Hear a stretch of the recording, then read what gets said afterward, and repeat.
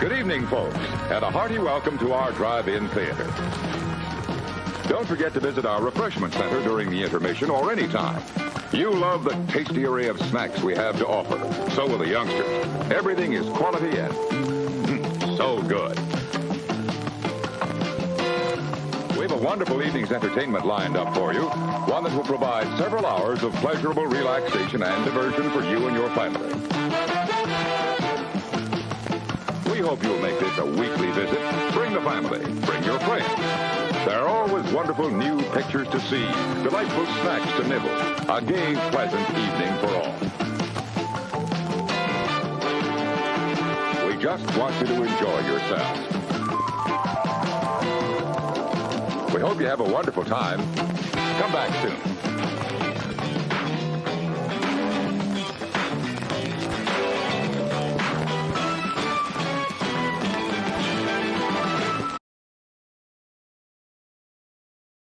What is up? What is up? What is up, podcast? And welcome to the Race Plays Podcast Network. We are here live in the studio, Mystic Tree Studios. We got on the stream a killer guest, as always. An amazing show for you guys. My next guest actually has been on the show before many times, and he's the art director of Young Hills Incorporated, as well as just a maniacal mind, a kind of a genius mind, a guy who thinks all this crazy stuff. As a matter of fact, we were screwing around with some Twitch stuff earlier, making a mess of ourselves live on Twitch, but that's what we do. We are not afraid to try these things live with you guys. So thank you for joining us, and please welcome my guest, Mr. Ramon Hernandez. Hello, sir. Thank you for having me again. I love being on the show. It's one of my favorites, I'm telling you. Nice. Awesome. I appreciate it. We've got one listener, ladies and gentlemen. Fantastic. Nice. I have one listener, guys. Yes. Man, we were having a great conversation when we were messing with the Twitch studio earlier. We were talking about art, of course, which is your expertise. Yes. We were talking about... I try to say it's my expertise, but yeah. Well, it's something that you do. It's something you're involved in. You do 3 shows a week on your Twitch channel there. You do the Monday night, you do a NFT show, or you're drawing an NFT live, right? Yes, I am. I'm actually drawing an NFT. And for those that don't know, it's a non-fungible token. And all it means is it sends it, you can send either an artwork, an MP3, movies, sometimes software, sometimes 3D objects through this, through the, what's it called? The blockchain, which is the cryptocurrency and all that good stuff. So you can send it to the blockchain. It gives us a serial number, and it also tracks who owns it and where it's going throughout its whole life. Wow. So the NFT becomes, that's what I wanted to talk to you about, the NFTs part. I know you do Wednesdays. What do you do on Wednesday nights? Wednesday nights we game. We actually gamed last night. It was fun, man. We played the Quarry. And I know my chat that is always with me, they know that we ended up saving 5 of the 9 counselors we were supposed to save. So it was pretty fun. Yeah, sweet. And then Friday is movie night? Friday is movie night. So this weekend, or tomorrow, actually, recording this is a Thursday when we recorded this, right? Tomorrow I'm having movie night, and usually those are fun nights too. We try to watch a lot of classic films, from the 80s, 90s, and sometimes even older. Wow, that's awesome. That's crazy. That's 3 nights. That's a lot of streaming. That's awesome. Yeah, no, it's definitely a lot of stream, but you know what? It's my what's the word I'm looking for? Man, I can't talk today. Sorry, guys. It's my wind down. It's like where I like to relax. This is, I used to go fishing a lot, and it's been hard to get out there anymore to go fishing, and then fishing gets expensive too. There's no lakes. I love going to the lake. We used to go to this lake. Ray remembers. I mean, Ray used to go. Irvine Lake. He used to be my fishing buddy. Before we stopped going, we used to go to Irvine Lake. That lake was such a beautiful lake. Right now, that sucker's pretty much gone. It's a quarry. Did they close it again? Pretty much. It's a big hole in the freaking ground now. I haven't seen it lately, but I got to go out there just to go check it out, just to walk around. Because they reopened it, and then and they were charging. Yep. And then you didn't really need your license and stuff like that. No. Yeah, exactly. No, you didn't need your license anymore there. It was a private lake, and then it became the city's lake. That's crazy. So these streams, they become your down. As much as it is that it takes to go into and do something like this, like a stream, and all the technology that's involved, like we were talking about earlier, the difficulties and the little intricacies of it. It's crazy that is your downtime. Yeah, no, it definitely is. I mean, dude, I've always loved technology, art, all this stuff. It's why I love what I'd like to do, right? And a lot of people don't believe me when they say, "Oh, so what do you do?" And I tell them what I do, and they're like, "Oh, well, you know, like, do you like your job?" I'm like, "Yeah, this is what I've always wanted to do since I was a kid. I was like, this is what I want to do: animation, art, drawing, technology. Now took it to another step. Computers. I want to do everything with computers. So it just, so when I go to work, it's not like I'm going to work, and I'm actually having a lot of fun going to work.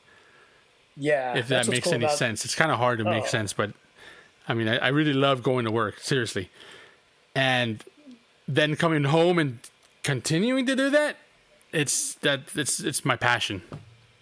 It's like somebody who likes to eat cake, and they eat cake for a living and bake it, and they eat it during the day, and then when they come home, they eat more cake, and they actually love it. Yeah, I remember somebody that was I had an old friend that used to bake at like those Vons or supermarket bakeries. Yeah, he used to bake there. Yeah, and he said that he used to bake and he hated it because he was like always tasting it and eating it and doing all that, and he was like, man, I hated it so much because I was eating so much cake and I was getting so big. I was like, yeah, I can see that. I would do, awesome. Man. Cake, man, that's awesome. I love that. Just constant cake, eating cake all day. Or like if you work at McDonald's, you eat a Big Mac all day. Yeah, no, for sure. For sure. Oh, dude, I did work at that was my first job, McDonald's. Oh, really? In high school. Yeah, when I was in high school, I was a junior in high school. I worked at McDonald's for 1 year. I was just making money. Oh, no, sorry. I was a senior. Because I was making money to go to prom and go do all the high school things that everybody does, right? And I'm like, well, it's my senior year. I should go to prom. I should do this. Should go to football games. It wasn't my thing. But I was like, I need money to do all that. So I need to go work. Jesus. Yep. You get out. So I worked at the McDonald's that was next to the Disneyland.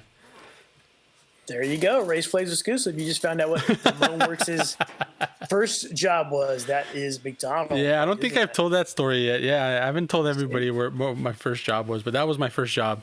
It was working at, besides working with my parents or with my dad, helping them with side hustles here and there, like my actual first official job from, receiving an actual paycheck was McDonald's.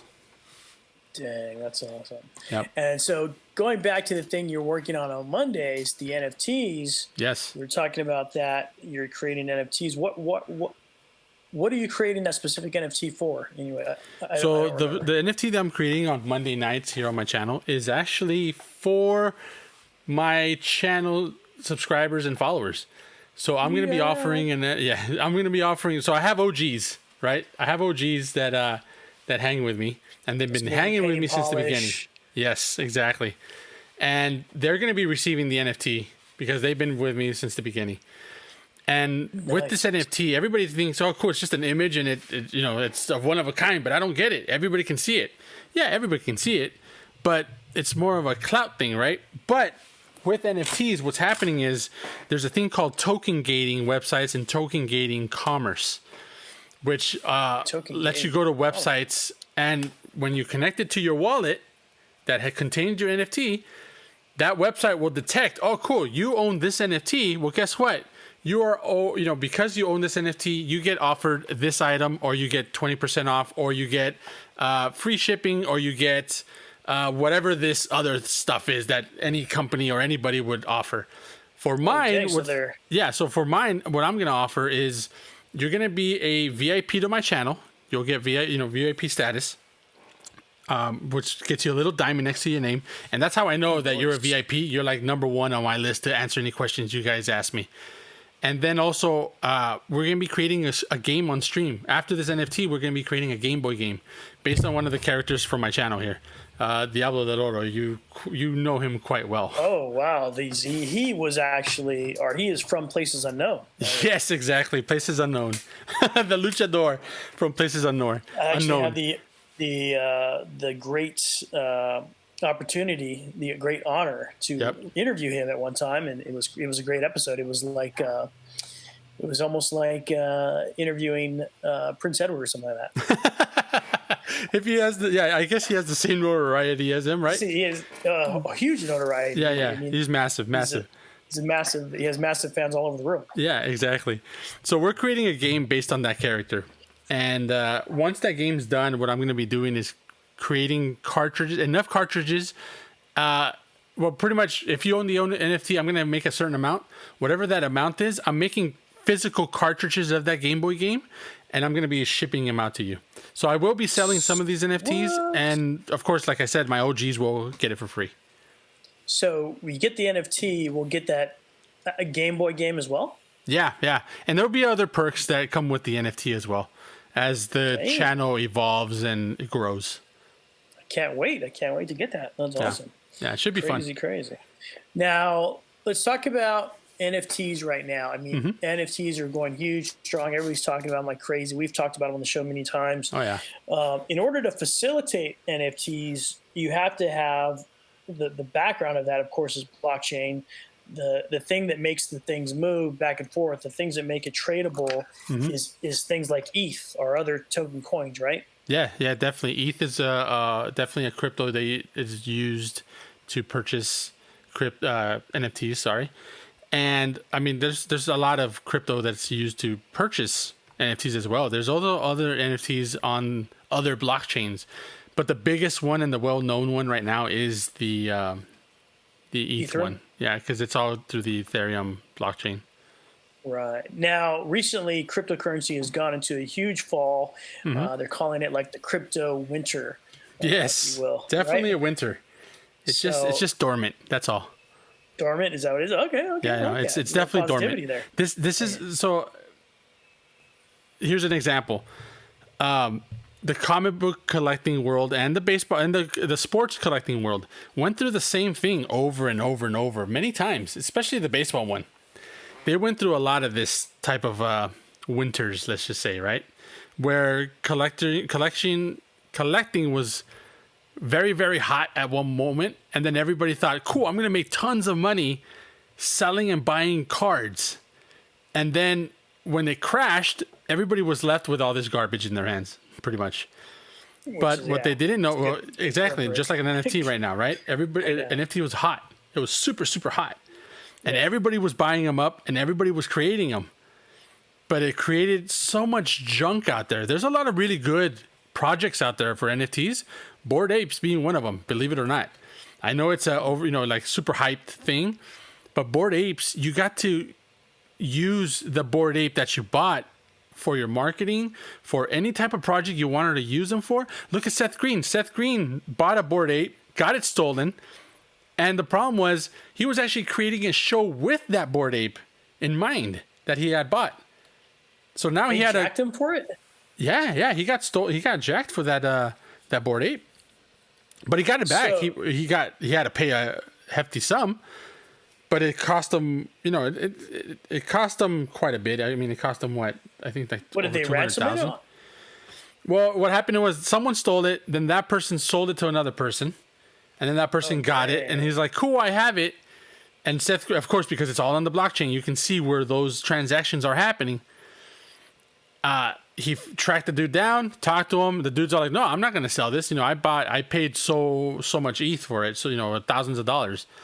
So he pretty much ended up paying for it in cash. He paid the dude cash to get his Bored Ape back, which is more worth it to him because he's creating, like I said, he's creating a show out of this. And if this show takes off, it's going to be massive, and he's going to be making way more money than what he had to pay for that. But unfortunately, he had to go through that. Then it's not necessarily like it's not guaranteed that it's safe. Then, even though it's on the blockchain, it doesn't guarantee it's completely safe. No, right now it's the wild west with NFTs. It's very, very loose. There's no laws, so there's no laws to protect it right now. There's no insurance on it, right? There's a lot of just things like that. It's just you got to be very, very cautious, and you really got to do your due diligence when it comes to that stuff. So the fact that it's on the blockchain, it doesn't guarantee its security. It just No, it doesn't. But it does guarantee that you can track whoever else claimed it, I guess, if you want to say it that way. Dang. So when the guy stole it, he was able to like hide that transaction, or how was he able to? No, he couldn't hide the transaction. He got it, but the problem is there's nobody that can. He can't prove that the guy is stolen. He got hacked somehow. It's one of those phishing schemes. He got hacked somehow. Someone was able to take that NFT away from him, and then they sold it right back out through OpenSea.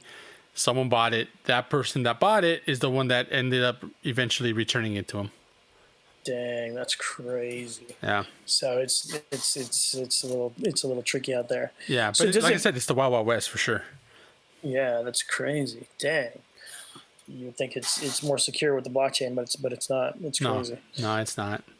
Dang. What about the fact that the cryptocurrency is lower now? Mm-hmm. It's less. I mean, I don't know. Does it make it better to buy NFTs now or worse? Because now, for example, Ether, July 7, 2021, the same day last year, Ether was up at $2,317. Mm-hmm. Now we're down to $1,231. Yeah. So half, because even less. of that, yep. I mean, I guess does it just simply change the price of NFTs? How does it affect the pricing of the NFTs? I mean, if you're trying to get into NFTs as far as creating a community that supports the NFT, I'm totally down for that. Go in there, get it for sure. But like I said, if your NFT there's no substance to it, if it's just an image and you're just trying to create an image that's an NFT, it's not going to do well. The NFT world it's starting to evolve right now during this winter for sure. This is the winter of evolving. So everybody just saw, okay, cool. These are not a safe guarantee. It's going to drop a lot of people and a lot of projects that are no good. Those are going to fall off eventually. And then the ones that are the strongest will stay and survive. If you can get into it, if you're just a buyer, I would totally start searching for those higher end NFTs. Check out what they're all about. Look at their projects. What are their projects actually doing with it? Is it just an image, or are you getting something for your NFT? Because that is the future. The future is the NFT will get you something either physical or digital, or both, or subscription, or whatever that is. It's going to get you something. So get involved with it if you're going to get into it. Really get involved with it. Really learn it. Really understand the project you're trying to buy into, and then go. And I would say go for it before this sucker goes back up, because it will. Right now it's a winter. And I'm still seeing more crash happening. More, I'm saying crash, but it's not really going to crash at zero. I'm just saying it's going to come down further, and then we're going to stay there for a while, and then it's going to pop right back up. Just like the comic books, they were in the same place in the 90s. Yeah, in the 90s, the comic book world crashed. You know why? The comic book companies, Marvel and DC being the two biggest in the world at that time, were getting greedy. They saw that the comic books were doing really, really well because, oh, cool, this has a foil cover, and oh, this is limited edition so-and-so, and this has this special cover. It was just all these specialty covers and specialty things, right? And it didn't really do anything to the comic book. It was the same book. It just cost more. So what it ended up happening is these comic book creators or comic book companies started flooding the markets with these thousands and thousands and millions of print of this same thing. So they flooded their own market with it. Same as, does it sound familiar? NFTs did the same thing. All these projects flooded the market. And then it was a bunch of junk. Same in the comic book world. It was a bunch of junk. And what ended up... So during this era, Spawn number 1, everybody kind of knows what Spawn is. Todd McFarlane. Spawn number 1, there's millions of copies of that thing. Everybody thought that they were going to make millions of dollars off this comic book. Everybody bought it. You can buy it for like $200 right now. I mean, it's pretty good still. It's holding its price, but $200 compared to thousands of dollars on other comic books that are Spider-Man newer than that. Like, yeah, Spider-Man Miles Morales, if anybody knows who that is, the Spider-Verse, the Sony movie, that Miles Morales. His first edition or his first appearance is like in the thousands of dollars. And that's a newer book. Holy moly! And there's not a lot of there's thousands of those, not millions, huh? Right. Yeah, right. There you go. You answered it. No, there's less of those than there are. Yep, because that was still during the time where comic books were just starting to come back up again. And what made comic books come back up was the Marvel movies, Iron Man. Iron Man was specifically the movie that actually started making Marvel money again and building them back up. Avengers and that whole scene. Dang, that's crazy. So when you I was gonna say, so it's just like, so it's gonna be about, like you said, also it has to do something. I think that's something that people don't quite understand about crypto itself is the back end of things, like what the crypto actually does, or what the NFT actually does. So, like you said, people created tons and tons of NFTs that were just images. I mean, you could go on to OceanSea or Ocean, whatever that thing was. OpenSea? What is it? OpenSea. Yeah, OpenSea.io. Yeah, OpenSea.io. Yep. OpenSea.io. You'd go on there and you just see tons and tons of images, like pixelated images, crappy images, good images, bad ones, tons of images. And so the good thing, like you said, during this winter time, is that all those NFTs are projects that really didn't do anything. Will kind of dissipate, and then you'll see the good ones that actually are linked to something. Like a smart contract or something like that. Exactly. Well, look at, dude, you even brought up a good one. Remember the one you were telling me about, the Snoop Dogg album that he released through NFTs? Yeah. 7,000. That was a great, that was a great one. That was a great one to buy one track or two, as an investment. Because what ended up happening is if you collected all the tracks on the album, you were able to consolidate them into one NFT, right? It would burn them, saying you would trash those and get a new NFT in exchange. And what that NFT would signify is you get to go to a house party thrown by Snoop Dogg. You get to go to a backstage concert. You get all. Remember, you were telling me, Ray. Yeah. Well, there was one. Well, if you bought like one song, you would like get to go to like a backstage concert or something like that. But if you were able to get like all 7 or something like that, like you got to go to his house and go to a house party, like a concert. Fly out to the concert, go to his house and go to this house party, everything like that. And so there was a few, and there was only a few. So a couple people bought that and they're able to go to that. So it was and of course, initially it was super expensive. I remember you were telling me they were like $20,000 or something crazy. Yeah, first it started out. I mean, when it went up for bid, it started out really low, like 200. Then it went to like 3,000. Then it was like 7,000. It just kept going up. Yep. So it was like ended up being like 7,000 a song, for one song. Yeah, like that's crazy. Which I wonder how much. Well, I mean, now I'm sure it's way less, just because of the, there's two factors: the price of the actual NFT itself, and then the price of the crypto that it takes to buy that NFT. Yeah, that's what I was kind of hinting at earlier with my question. Is like how it affects, the pricing of crypto, being that it's lower. Yeah. You would think that the crypto price would go higher, but the price per crypto is lower. So it's like one of these teeter-totter things. Yeah. So I don't know. I gotta, that I haven't looked at all. And I'm sure it might be cheaper. It might not. It just depends on what the buyer seller, market looks like. It'd be interesting to see if everybody had to end up adjusting their price, right? Because exactly. It doesn't exactly. It's not $2,000, and ETH, it doesn't equate to $2,000 anymore now, and ETH is almost, and it'll probably be in the next few days. Yeah, only $1,000. Yep, for exactly. ETH. And actually, earlier in the week, it was $890 some, like one day. Wow. Dude, it dropped a lot. It dropped a lot in one day. Yeah, that's a lot. Of course, it went back up, but that day, it was a time. If you had $890, you had a piece of ETH. Yeah, that's crazy.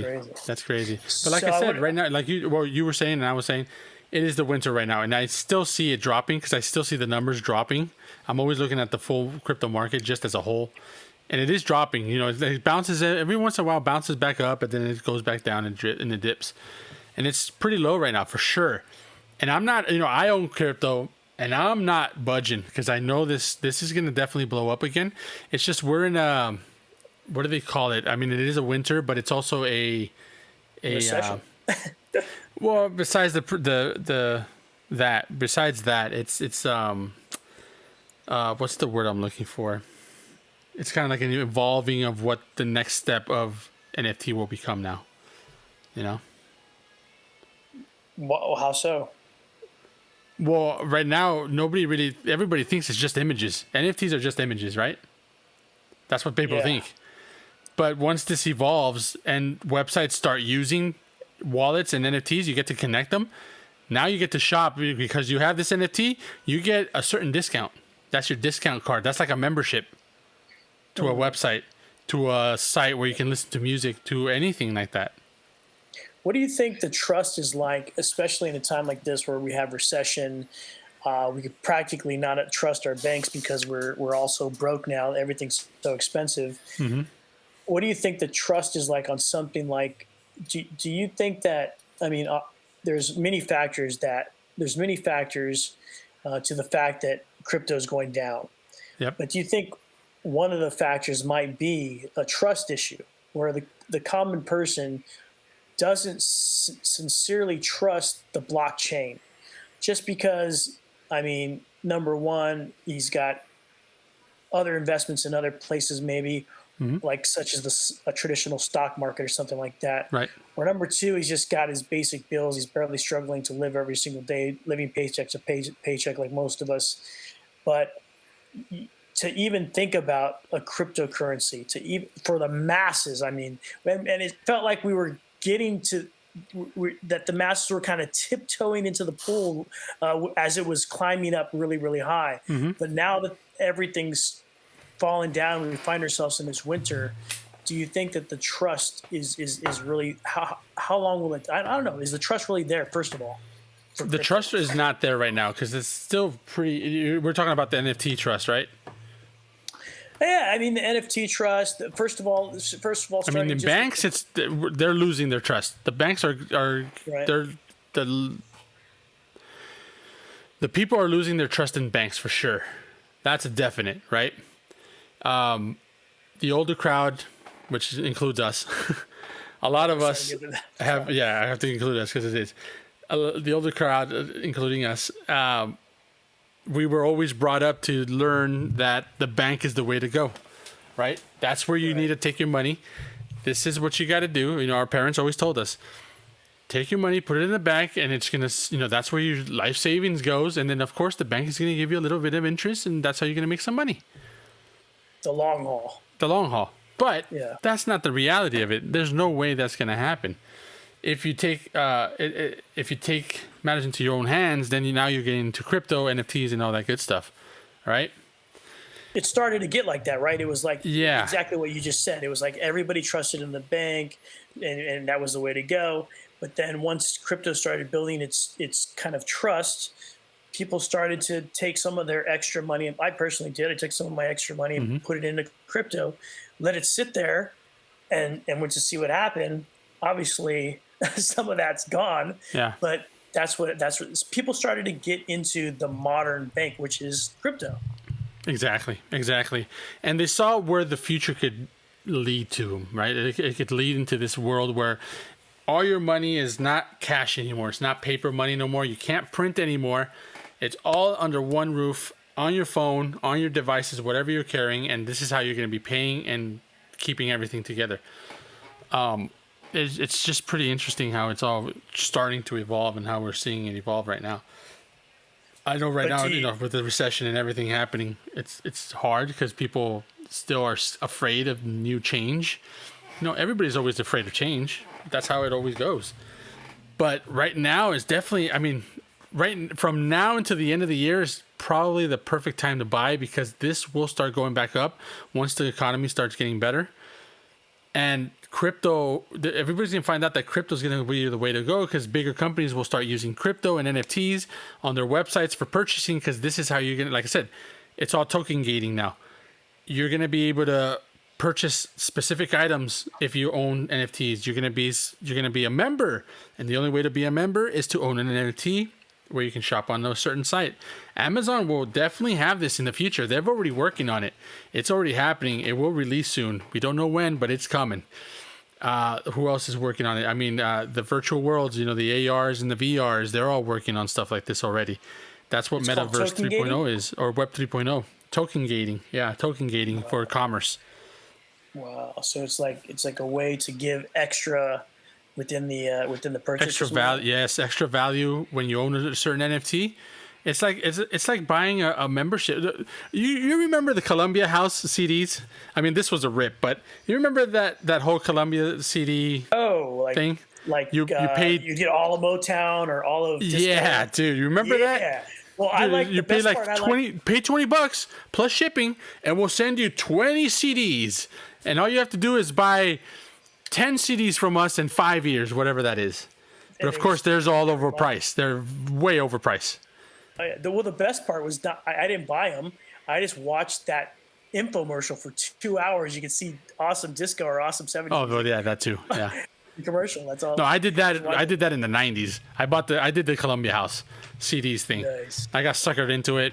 I did it, and I was like, "Oh, what the heck?" And then I started buying the CDs, and of course, when you buy them, they're double the price from the store, and you're like, "Oh, so this is how you're gonna make your money." I see now. Okay, it's in the back end. You're not gonna charge me now, but you're gonna charge me later. It's pretty much a payment plan.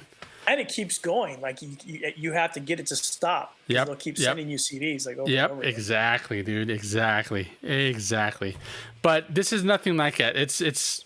I'm just trying to bring that up. I just brought that up because no.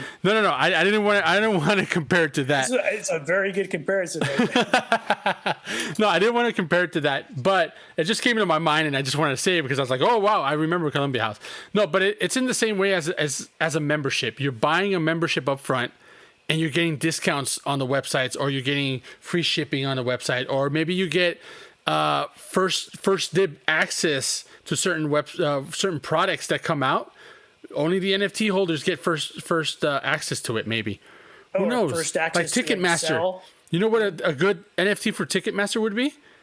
A good NFT for Ticketmaster would be your Ticketmaster VIP. You buy this, and that means you get first dibs on any tickets pre-sold. You get pre-sale advance sale. Advance code. See what I'm saying? Yeah. So that's what the NFTs will be doing. It's going to happen. It's already happening on websites for sure. If you check out Budweiser, they're doing it. They're token gating. Yeah. You get special merch through them with token gating. So you buy a 12-pack and you get 3 shirts? Well, I mean, you don't buy beer online. Well, not that way anyways. But you're getting like the Budweiser shirts or the Budweiser bags or whatever. But only certain NFT holders will get specialized merchandise. Dang, that's awesome. Yeah. So it's just going to be a matter of time. Yeah, so those become like the VIP members, VIP customers on all that. Yeah, it's just, I don't know. The other day I was envisioning like this. Well, it was because it was so close. You know what I mean? It felt like it was so close where people were starting to talk about NFTs and people were starting to buy crypto, and it was almost becoming the norm. And it felt like that freaking climate, it was like never going to stop. Mm-hmm. And then all of a sudden it just dropped. Yeah. It was crazy. Yeah. It was crazy to see that. I mean, it's any market. Any market does that all the time. Look at what happened with AMC and GameStop. That was a different situation, but it's the same type of thing, right? It's like, oh my God, this is rising, and I have oh man, it's hitting these unbelievable markers, and then all of a sudden it comes crashing down. Oh, what just happened? I thought this was going to the moon. No. It with everything that goes up, it must come down, right? You just need to know when to sell, when to buy, and all that good stuff. That's it. Just gotta do your research. 100%. That's crazy. So I'm just asking the chat here. Just asking the chat, see if they want to. If there's any questions they have on NFTs or what token gating is and all that good stuff. If you guys have any questions, just type it in the chat and we'll answer it. Yeah, sure. Put it in the chat. I'm already running out of questions. So if you got questions, just put them in. Help me. That's crazy. Yeah, but like I said, I've seen this so many times, dude, especially in the collecting world. It's the same type of thing over and over. I've seen this 4 times with Bitcoin, by the way. I was supposed to be buying Bitcoin the second time it crashed. Damn. Yeah, when they were being run by a Magic the Gathering company in Japan. That's crazy. I mean, yeah. The market was there. It was crazy. It's when they first started. I was looking into it. Dude, this is how advanced it was. And I was like, dang it, I should have done it. I was not knowledgeable of it. There was like too many moving parts to crypto back then. It wasn't even crypto. I think it was just, well, maybe it was just Bitcoin. That's all it was known as, Bitcoin. Yeah, there was no other coins. There was just one. Dude, there was a Bitcoin machine, ATM machine, at Brea Mall. What? This was a long time ago in 2005. What came out of it? I don't know. I don't know how it worked. So I just saw it and I saw people buying from it. I'm like, wow, this is pretty awesome. Because I knew about Bitcoin and I was like, this is freaking cool. This is so awesome that it's already like. I thought at that point it was growing immensely. Nope, it crashed 3 more times after that. Those machines are long gone. I don't know where those are, but it was so smart because I think what it was they were mining machines and they were giving you crypto. You were able to get the crypto from there somehow, some way. You put cash in, like paper or something like that? Yeah, something. It would give you. I don't even know how it would work. I just saw the machines. I just didn't know how it worked. It was really interesting. I couldn't get close to enough to them to see how it really worked, and I didn't really understand it back then as well as I do now. Yeah, because there's no actual coins. Yeah, exactly. I always that always threw me off in the beginning of it. It's like you keep calling it a coin, but it's not a coin. I don't understand how this works. It's like a hard drive. Like everybody always talked about a hard drive because when you mined it, it would always take into the hard drive, and you would have to keep that hard drive because it kept the blockchain intact, and that's how you would retrieve your bitcoins. What? Oh, yeah, that was back in the day. Now it's not like that at all. You have your wallets, and boom, you have your bitcoin. It's done. Yeah, back so then, much more advanced now. They didn't even have addresses. Now you have addresses. No, you had addresses back then, but that's why you had a hard drive. That hard drive was it was all kept in the. Yeah, because there's nobody mining it. There's no other the blockchain wasn't as big as it is now.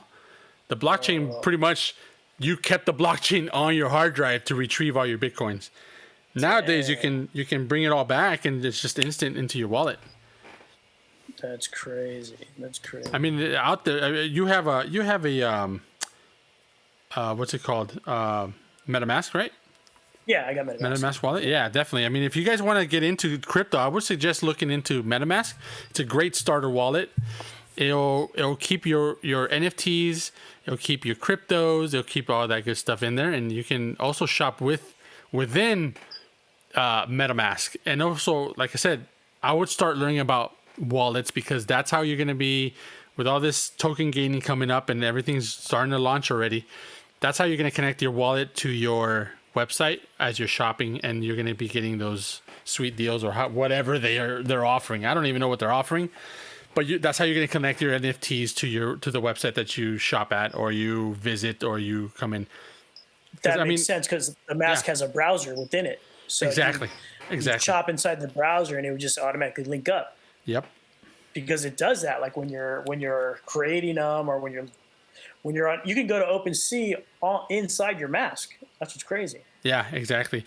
Paint and polish, they are universal. Yes, right now they are, but it might change in the future because eventually there's a lot of wallets. The biggest one being MetaMask is the safest so far, but you never know. Things change. Things, get bought out and they get consolidated or they move on and another one takes over the industry. You just got to keep up with it. But definitely MetaMask is a good starter one, like I said, just to start with it and just to get experience with it and play around with it. Yeah, transferring your ETH over. You have to transfer ETH from your Coinbase wallet or wherever you have ETH into wherever you buy it. Yeah, the exchanges. All the crypto exchanges. That's crazy, yeah. And then, that's insane. So, so she's asking if they were universal. Mm-hmm. She's asking, yeah. Right now, I think they accept. As far as universal, you can bring them in. You can bring any type of crypto into it. I think ETH is the one that's the major player right now. So they make you just bring ETH right now. But you can always convert whatever you want from your other exchange wallet. They call it another wallet like Coinbase or what's the other ones? Binance or what's the other one? It starts with a K. There's 3 big ones. But if you just use those will convert whatever you want, and then you can send it to your actual MetaMask. They're all wallets in general, but some of them you buy ETH, some of them you buy with NFT. MetaMask, you hold NFTs, so that's the only difference between the Coinbase and the Binance compared to MetaMask. Crazy. Yeah, So there's, like I said, all this is still, there's so many things that are separated, and eventually there's going to be one of them that's going to combine and become one, or it's going to be one that just has everything in it. It's all moving parts still. It's all moving parts. Yeah. So a wallet can hold crypto and NFTs. Yes, that would be MetaMask, Paint and Polish. That would be MetaMask. And then your Coinbase wallet is the one that holds only crypto, and that's where you would exchange and resell and buy your cryptos. Trade your cryptos. So yeah, your Coinbases, your Binances, and your Kraken. That's the one. Kraken. Yep, that's right. That's the one. That's I was like, it's something. I wouldn't say crypto like kryptonite, but it's not that. It was Kraken. Kraken. Yeah, Kraken's a good one too. Yeah. Kraken's a good one too. Because there's going to have to be extra one because Coinbase didn't look so hot the other day. It was like firing like thousands of employees. Yeah. So well, it's the whole market. They're doing it because of the market. They're also crashing hard. But they didn't, they expected all this growth, and it's like, well, yeah, you guys are growing, but this is going to come crashing, right? It's going to happen. It always does. You have to have some sort of contingency for that. So if that's the only thing is if it goes full bore, if everybody completely trusts it and everything ends up like the new bank of the blockchain, what's going to happen 10 years from now when this happens again, where everybody puts their money in and then it comes crashing down again? Well, at that point, it's not going to do it like something's going to happen, because this is how I see it. Right now, it's like a stock exchange, right? Like the prices for crypto are going like this. It's all up and down, up and down, and up and down. Right. Eventually, that's not going to happen. It's just going to be a 1-for-1, and this is what you get, right? And then the commodity will be the crypto. Something else beyond crypto will happen where you can actually use it to shop and buy and do whatever. Because if money doesn't exist, then it's all crypto, then how does the price fluctuate? See what I'm saying?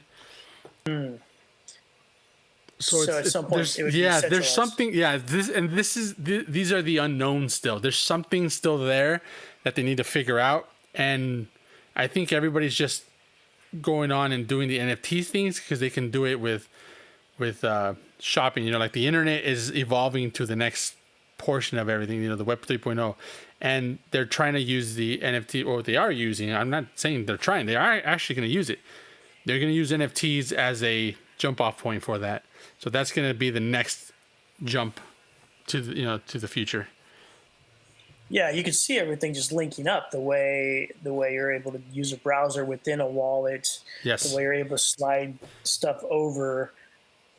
You can see there's another, Web 3.0 is a good example, but you can see there's another horizon out there where it's going to be very interesting. Because I can't wait to see what Twitch does with it, because eventually what will end up happening is Twitch streamers will be getting NFTs. And let's say they create an NFTs to be followed. So that means if you want to follow someone, maybe you have to buy their NFTs to be able to follow them or subscribe or do any of that stuff. So that's all coming, guys. It really, truly is. In the next few years, we're going to see that. It's going to evolve to that. I mean, look at, I think Instagram is already creating where you can sell NFTs through Instagram. That actually started already, I think. Yeah. Yeah, it's in beta. Through Instagram? Mm-hmm. But it's so live what's right now? Yeah, so what's going to end up happening? I believe so, because my wife had the announcement to join the beta. Oh, so in beta right now. Yeah, it's in beta. So it's coming. By the end of this year or the beginning of next year, we're going to see that. And what's going to end up happening is you're going to be able to create, I think this is how it's going to work. I don't have the full details because they haven't released it all. You're going to be able to create NFTs out of your photos that you upload to Instagram. Oh, damn. Yeah. But there's no point to that. See that, and this is why this winter might change that. This is why this NFT winter and crypto winter might change that, which is a good thing. I see it as a good thing. I was going to say it would be good because if you don't know how to draw like me, you just make a video. Yeah, but there's also issues with that, right? Copyright issues and all that. Yeah. Like, oh, cool, I'm taking a picture in front of Disney. It's like, cool, you're in Disney, but you can't sell that. That's not your image behind you. Is not your property. That's not you. You can't do that. Damn. Or you're taking a picture in front of a painting. Like, oh, I'm taking a picture in front of Mona Lisa. I mean, Mona Lisa, I think, is a public domain. But just imagine that Mona Lisa was in public domain. And she wakes up from the dead and sues you. Yeah, exactly. Well, it sounds like the only people that are going to benefit from this in the future are the lawyers. It sounds like it's coming. Yeah, that part's coming too, that's why you got to just be on top of this. Just, whenever you see any articles about NFTs, just read it. Just check it out. See what's up. Definitely check out the YouTubers and Twitch guys that are always streaming about it. Just kind of peruse it. Just listen in. Sometimes they're just talking like, oh yeah, well, it's going to be a bull market.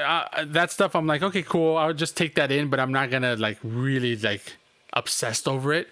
I'm more obsessed over what are we going to do next with it? What's next for this? Because I know this is crashing. Once it does, I want to be there for the next evolve of this. What's the next evolution of it? How can we use this for the future? I'm not about the now with this. I'm about the future for some reason. I know it's the opposite when it comes to life. You should be about the now and not the future. But I'm about the future with that. That's where a lot of crypto is. It's about the future. It's about the technology. It's about what it's going to do next. Yep. The guy from what's his name always talks about that. From let me see. Which guy is that? Who's the I think let's see. It's Cardano, the guy that does. Oh, the Cardano guy. Yeah, he always has those talks. Those are always good talks to listen to because I'm invested with Cardano. By the way, I see that as a big future for sure, and the reason being is that Cardano is already in Africa. They're using Cardano all over Africa, and that's where they're doing a lot of their beta testing. They've been pushing birth certificates, land deeds, housing, housing deeds as well, cars, pink slips. All that is going through their network of blockchain out in Africa, which is awesome, and it's crazy. So I was like, wow, they're already using it for what it should be used for, all the legal documents to be done through the blockchain. That way, it's legal. You can track where that you can track it, you can view it. It's pretty awesome. So that's exactly what I see the future of NFTs and all this stuff going to. There's also other applications for it, but that's the biggest application that I see for it. Yeah, it's like what's his name? Charles Hodgkins, right? That's the guy. There you go. He talks about, that's how he talks. He's like, okay, he talks about problems, like this problem's going to happen 5 years from now. How do we solve this problem? Yep. He's always future. He's always talking in the future. Yeah. What the problems are going to be as opposed to. And it's good. Sometimes it most of the time it's good, right? You're learning, and also you need to learn from the past, of course. You don't want to repeat the issues from the past, but I mean, dude, you definitely want to look into the future. It's like, cool, we got this. This is what happened in the past. It was a big problem. How do we take this to the future and make it better? Yeah. Right? Make it easier. I would always say easier and better for everybody that's using it. I mean, that's how it should be. User friendly. At the end of the day, it has to be user friendly. It has to be. You can't, not everybody's a techie, and not everybody will become a techie. So you want to make it as easy as possible, so people are just like, click, here you go, done. Yeah, because the only people that get it now are the kids. Like the kids, they understand it because they play video games and they can buy shirts and put it on their character. Yeah, and they've already had the experience of doing all that, downloading DLCs for game and all that. Yeah, dude, they already have experience doing it with credit cards and I mean, the kids are doing it with, if you go to a store, let's say Target, you go to the game section, there's a ton of gift cards and redemption cards on the wall for games and tokens. PlayStation. V-Bucks. Fortnite. Yeah. Right? Dude, that's pretty much the physical world NFT. They buy it because they have to use it digitally. They input the code into their computer. Now they have a certain amount of V-Bucks that they just bought physically. Cool, I just bought 200. Now I can use that to buy clothing for my character, a new weaponry. I want a new skin so he looks different. All this other stuff. I want him to look like Wolverine from the Marvel comic books. Oh, well, guess what? It costs 100 V-Bucks. Okay, cool. Here's your 100 V-Bucks. The V-Bucks is pretty much crypto, just in a lower form right now. Not that secure, and it's a lower form. So imagine once crypto hits, it's going to be super secure, super trackable, and now you get to own that actual stuff if you take it to another game, which is going to be awesome. It won't just be used for this game. Now I can take this to another game and another game, and I own this for life, this NFT. It doesn't just disappear because their servers are done. Nope. Guess what? I own this because the NFTs all over the world. The blockchains are everywhere. Dang, that is crazy. Yeah, so it's definitely a bigger step forward when it comes to that in gaming. That's how it's going to work in gaming, and maybe even better. Even more. Like I think I was telling you or somebody else. If you buy sneakers in the gaming world, guess what? If you bought those sneakers NFT, now you get them mailed to you because they're special limited editions. Now you have sneakers in your game and in real life. Yeah, dude, that's awesome. That's crazy. Like a way, because I mean, it's convenient because I'll give you an example. Like the other day, my son Kieran sends mail to this Foot Locker. He gives her the gift certificate. Yep. Sends her over to the Foot Locker, and they don't have the right size. And the guy's like, "Well, I'll call the other store in Cerritos. You can go pick it up." And like back in the day, that used to be like, that's cool. Thanks. You're gonna call the guy. All I got to do is drive over to the other store about 10 miles away, pick it up, and you'd be fine with that back in the day. But my wife wasn't fine with that. Most of us wouldn't be today because why? Because she had one of these in her pocket. And all she had to do was go to the website, footlocker.com, and she could order any size shoe she wanted. She's like, why am I even in this store? Why did I even drive to this store originally? And why this guy's going to send me to another store because he doesn't have the inventory? I'll just order it online, put the gift certificate. She was done in 5 minutes. Yep, exactly. We're off and running. Dude, imagine this. You know how you have those Amazon Fresh stores where there's no people there that are helping you? You just go in there, you just put it all in your cart, and it automatically charges you to your account? Yeah, you walk out and it's done. Okay, so imagine NFTs working this way. The only way to get into the stores with this NFT that you own. The NFT that you own was when you bought Amazon Prime, you get an NFT. That's your membership. Damn. And once that membership ends, the NFT goes away. It deletes itself. That'd be crazy. And if Foot Locker was like that, every shoe was locked in a glass case. Yeah, you can unlock it with the NFT. Just go beep. Unlock it with the NFT. Yep. Dude, have you been in Little Caesars? Have you ordered Little Caesars lately? No. Okay, so Little Caesars has this huge machine. They call it the pizza machine. When you buy, let's say you order online and you want to go and pick it up. They give you a code. You can either scan it in or punch it in. So you go to the machine, you punch in the code. Whatever door opens, that's where they slot it in your pizza and your order. The door opens and you just grab your order and you're out the door. Damn, you don't got to deal with anybody. Yeah, so that's the future. Imagine NFTs like that. NFTs will unlock certain things in the real world. That is crazy. Like a pizza ATM. Exactly, Angelica's party. A pizza ATM. Yep. Yes, exactly. So that would be freaking awesome, wouldn't it be? Going back to ATMs, there you go, Angelica. Yep. I love those two words together, pizza and ATM. Money and food, my favorite. Dude, can you imagine? And then if they had some outside, it'd be even better because then you just pull up to the curb and go in there and grab it. Dude, I bet you if they were smart enough, they can do like a drive up one where there's the machine, you punch in the code, boom, it pops out. And the problem is I don't think it's came out of there. Yeah, I don't think it's secure yet. That's the problem because you have to punch in a certain code and you can just start punching codes in until one door opens. Like some. Yeah, so if they just increase their security on their system, maybe a QR code that only gets sent to them. The other thing is, so here's the other thing. The code that they send you, sometimes I see, dude, there was this one time I sat in there because I actually ordered it and I was just waiting for it. I was like, I just want to do it. I just want to hang out for a little bit. And I see a guy come up and he's trying to punch in the code and it's not working. And then he goes to the attendant and he goes, oh yeah, I'm trying to use the code and it's not working. Oh, so what's your code? Oh, it's this, and that. And they look it up and they're like, no, that's not your code. So I'm like, how the heck did he get the code wrong? No, then he showed his phone. He's like, no, sir, this is the code. You were reading the wrong number. Well, so what the heck? Yeah, the dude just didn't know. But this is the other problem. You got people that don't understand that part. They're not very technology savvy, right?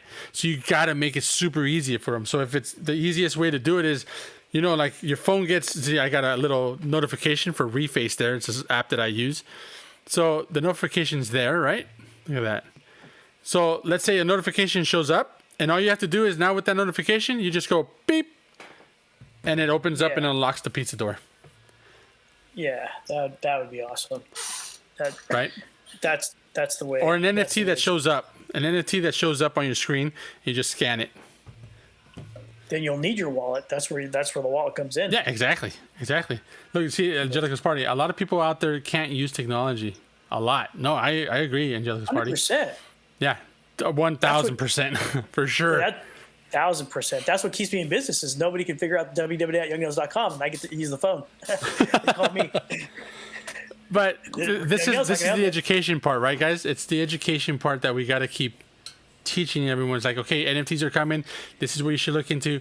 Start looking into it. Start using it. Play around with it. Get a feel for it. Look, when credit cards first happened, when the credit cards first came out, people didn't know how to use it either. Oh, I can't use this thing. It doesn't work. I just use cash. I don't use credit cards. I'm just a cash kind of person. Look at what happens now. Everybody has cards. Everybody has a card. Same thing with NFTs. This is the next iteration of that. It'll be no more credit cards. Oh, I only use credit cards. Nope. NFTs and your phone. That's it. PayPal, Venmo, Zelle, all of that. Especially when the next freaking COVID 3.0 comes and you can't touch anything. I think we're past that number now. Oh, probably. What are we at? B 5.0 or something like that? I think. Whatever it is, it's something massive and insanely massive. Yeah, You can only use your phone. Exactly. Even the cards now, you wave them. The credit card, you wave it. Yeah, you just touch the screen and boop, done. Yep, it's crazy. Yeah, it's just getting more and more and more. Just more technology out there. What's Angelica saying? Here we go. Angelica's Party says a customer told me she was having problems with her iPad, and I found out she hasn't updated it since iOS 11. Yeah, because she has no space left. Wow. Yeah, and that's the other thing, especially with that. Yep. And that's what's going to end up happening in the future. This new generation that is aware of NFTs, they'll be able to do it, but then there'll be something new right behind it that they won't know, and it's just this massive cycle of this over and over and over and over. And she wouldn't delete anything, but wanted me to take it, make it work on our website so she could shop. Oh my goodness, that sounds. Yeah, iPad's the worst. Yeah, no, it's not the worst.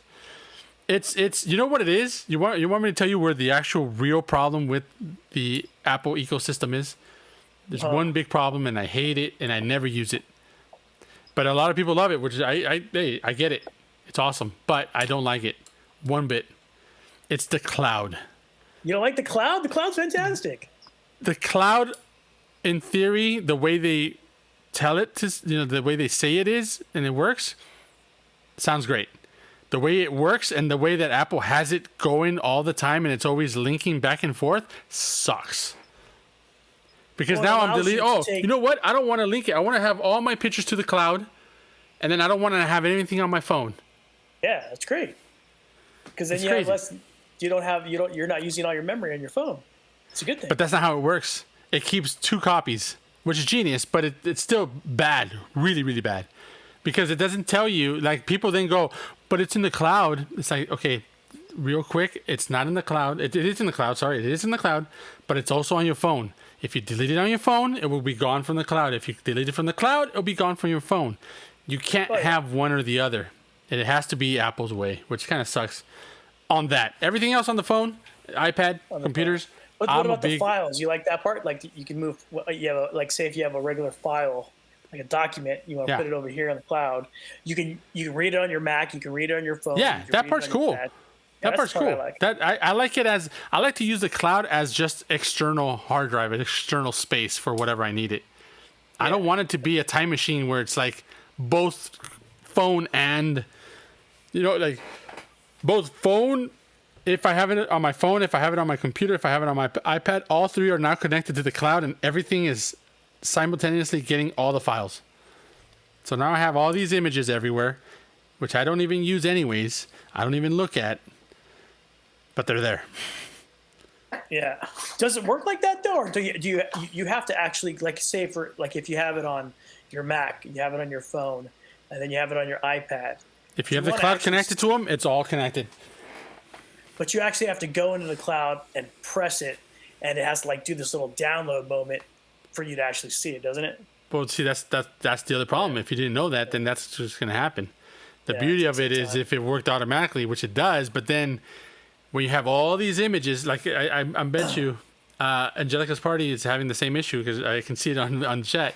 She says, I'm just customer service for a retail site, not IT for Apple. What? Yeah, it takes up all the space. What's taking up all the space, Angelica's party? Because Apple is my huge, major expertise. Like, I've used Apples forever. I've also built and created my own PCs. I used to do Linux. I used to do it all.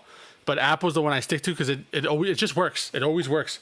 But that's the one gripe I have about it, the cloud. I don't like the cloud because of that. And if you're not savvy, tech savvy, you won't know. Yeah. So that's why you have all that stuff junked up in the iPad or iPhone. That's why there's 32 gigs used on your iPad. You don't know what's going on. It says on there, 32 iPad. gigs used. You're like, what? I only have some images. Well, that's what's taking up in your videos because they're all 4K. And you can erase massive all files. you want. It ain't going to do nothing. It will. It's just a pain in the butt. It's just a real big pain in the butt. I don't like the cloud. When I turn it off, I'm golden. I don't have the cloud on my phone. I don't have it on my laptop here. I actually use a laptop setup, a Mac laptop setup. I don't have it on my big Mac, which I use over there. I have a big tower Mac, or iMac, I should say. What about when you switch phones? How do you get your stuff over? That's the only thing I back up, but I physically back it up by myself. Oh, okay.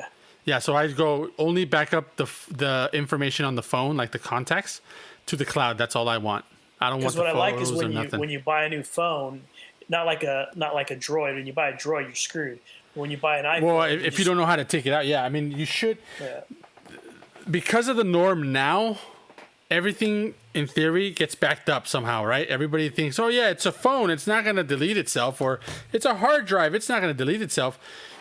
The only thing, guys, everything can go away. Everything. Like magnet. If a magnet hits my phone, all my data's gone. If a magnet hits my laptop, gone. If a magnet hits a hard drive, an external hard drive, bloop, gone. I always back up to DVDs. Even tape decks. I don't know if you guys seen those old, like the data storage text for archiving. It's a tape. They actually write on tape. It's all magnetic. All of this is magnetic. A magnet will destroy it all. My watch here destroyed it. If you use, like I use Blu-ray disc to back up because it's optical. It burns it into the disc. Blu-rays have about a life expectancy of about 25 to 50 years. So I'm not too worried about losing my data. As long as I don't grab the disc and like physically break it like that, or it's in a fire, like I physically destroy the disc, I feel like the data on my Blu-ray disc will be more protected.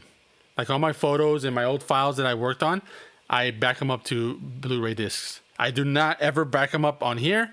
I do not ever back them up to a cloud because their data is also on a magnetic hard drive. I do not back them up to my laptop. Everything, once it's ready to back up and archive, I send it all off to a Blu-ray disc. It's funny because now we're all talking about Blu-ray disc. No NFTs. And that's the beauty about it. Okay, here. This is how I bring it all back around. This is the beauty. Bring it back around for us. This is the beautiful, and this is the beautiful part about NFTs. NFTs lives on every single, what is it called? The mining computers. They live. So the blockchain lives on all of those computers. It's not just. The blockchain doesn't live on one computer. It lives on millions of computers, which is pretty awesome. So if half the world was wiped out, your NFT is still going to survive. As long as the whole world doesn't get wiped out, we're good. Crazy. So it's better than the cloud. Yeah, because the cloud. Let's say Amazon's cloud. Amazon's cloud is, I think, in Colorado or Texas somewhere Mideast or Midwest in the United States. Apple, same thing, right? Their cloud is there. That's one location. All I need is something to hit it and it's done. Damn. Everybody's cloud service is gone. That is crazy. Yeah. Well, ladies and gentlemen, that is our talk with Ramonworks, the NFT talk with Ramonworks, taking it all through technology, all through the art world, and even Blu-ray disc. If you didn't think those existed still, now you know. It's always good to have one for backup. Awesome, my friend. Well, thank you for your time. And that concludes our podcast. We can continue talking, but I think I'll cut the podcast right then and there.